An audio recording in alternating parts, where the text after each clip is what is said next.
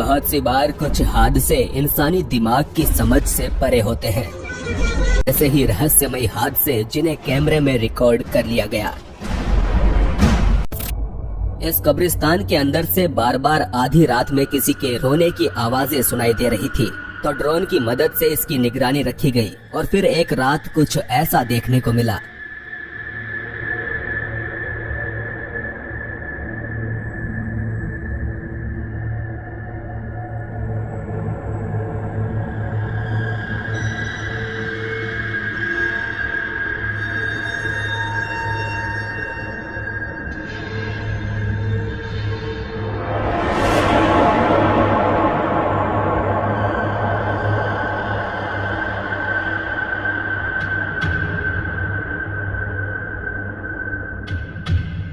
कैमरे लगे इस ड्रोन में एक कब्र के पास कोई बैठा हुआ दिखाई दिया, मगर जैसे ही ड्रोन उसके करीब जाने लगा तो वो अंधेरे में गायब हो गया।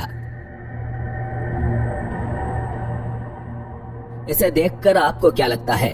क्या ये कोई इंसान ही था जो अपने किसी मरे हुए प्रिय की कब्र पर रोने आया था, या फिर ये खुद ही कोई मरा हुआ इंसान था?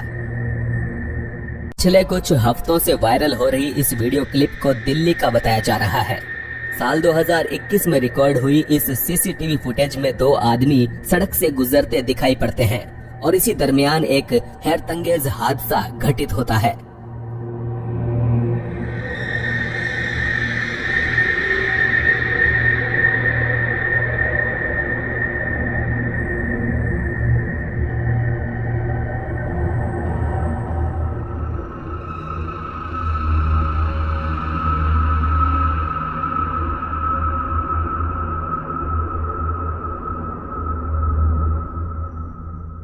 वीडियो को जूम करके देखने पर यहाँ 3 लोग दिखाई देते हैं।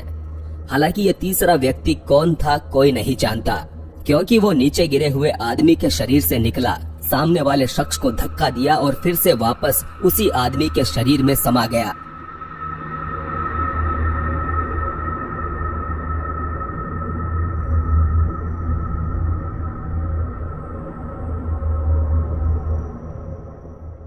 इंटरनेट पर इस वीडियो को एक्सप्लेन करने की कोशिश करते हुए बहुत सी थियरीज दी जा रही है।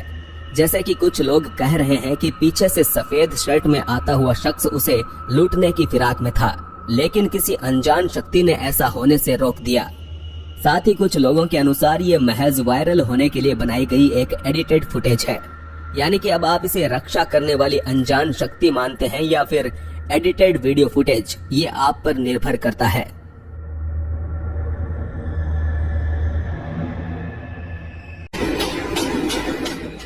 इस चर्च के अंदर कोई घुसना चाहता है, पर समझ पाना मुश्किल है कि आखिर वो है कौन।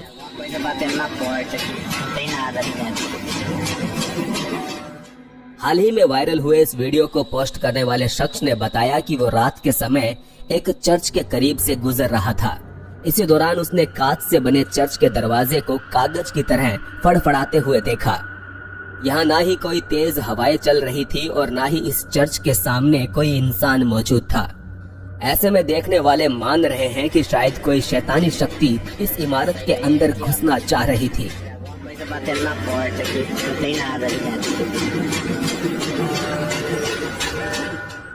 बहरहाल आपको क्या लगता है? क्या वाकई इसके पीछे किसी शैतानी शक्ति का हाथ है, या फिर इस घटना को भी किसी अन्य तरीके से एक्सप्लेन किया जा सकता है?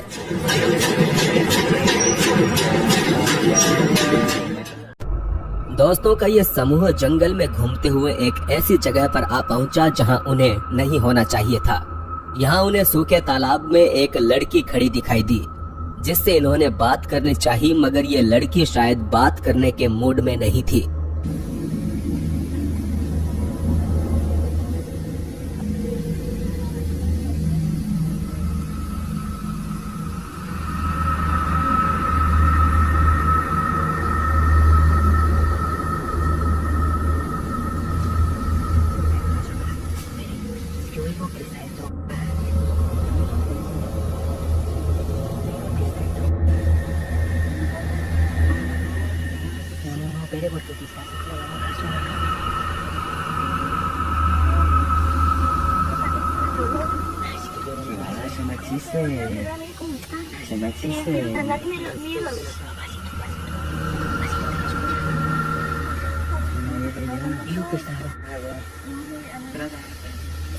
Espérame, lo vas a hacer.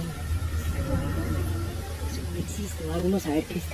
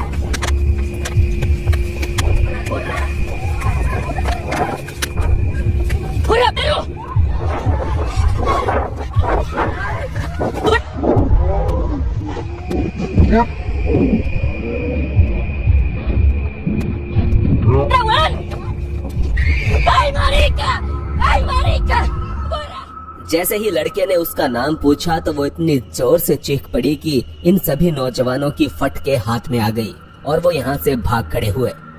अगर यहाँ हम इस लड़की की शारीरिक हरकतों पर गौर करें तो वो किसी भी तरह से सामान्य नहीं लगती।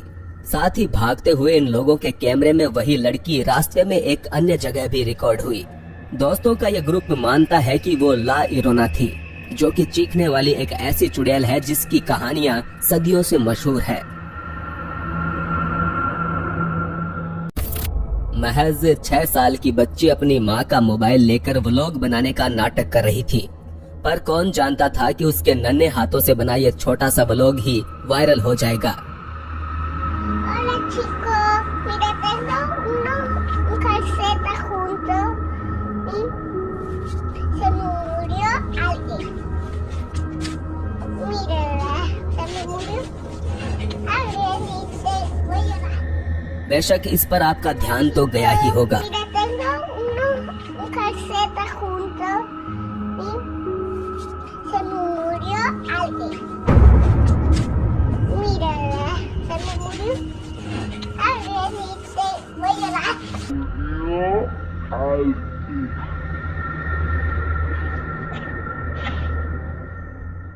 साफ तौर पर देखा जा सकता है कि उसकी एक सैंडल खुद ब खुद मूवमेंट कर रही थी, जिस पर बच्चे का बिल्कुल भी ध्यान नहीं गया। हालांकि यहाँ सैंडल के अलावा ये लड़की जो बात बोल रही थी वो भी गौर करने लायक है। वो कह रही थी कि उसके एक रिश्तेदार की दुर्भाग्य से मृत्यु हो गई है और आज उसका अंतिम संस्कार होने वाला है। Se me murió alguien. Mira, se me murió alguien. तो कमेंट्स में बताएं कि क्या इस सैंडल के हिलने और उसके रिश्तेदार की मौत के बीच कोई संबंध हो सकता है। इस आखिरी वीडियो में भी मानो कोई सुपर ह्यूमन ही दिखाई दे रहा है, क्योंकि हवा में लटकना किसी साधारण इंसान के बस की बात तो बिल्कुल भी नहीं है।